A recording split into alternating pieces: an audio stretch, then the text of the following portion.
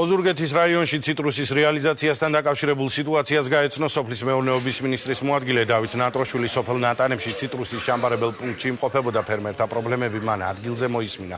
დავით ნატროშვილი განმარტავს, რომ საქართველოში უკვე 40,000 ტონა ციტრუსის რეალიზაცია მოხერხდა. სამომავლოდ კი ფერმერები კიდევ 15,000 ტონის რეალიზაცია შეძლებენ.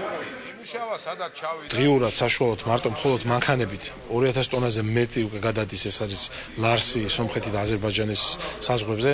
ასევე ჩვენ გემებით ვარაუდობთ თვის ბოლომდე მინიმუმ 15,000 ტონის გადატვირთვას დამატებით. და მინდა მოგახსენოთ, რომ პრაქტიკულად ეხლა ციტრუსის ფასი გაძვირდა, გუშინ წინ დაფიქსირდა, რომ ფასმა მოიმატა და უფრო მეტ ფას უხდიან ახლა გლეხს, ვიდრე უხდიდნენ აქამდე. პრობლემები რაც იყო, თავიდან ერთადერთი ბუნება შეგვიშალა ხელი მოსავლის საფრანგეთში, და დანარჩენად მოსავალი ავიღეთ 7 ტონა მოვიწვია ახლა მე პირადად. ჩამოვიდა ნელ არაფერი პრობლემა არ არის, ჩავაბარეთ. ის დაბალი ხარისხი ცალკე ფასში წავიდა და ტრანსპორტირებას ვინაზღაურებს კიდე წარმოება.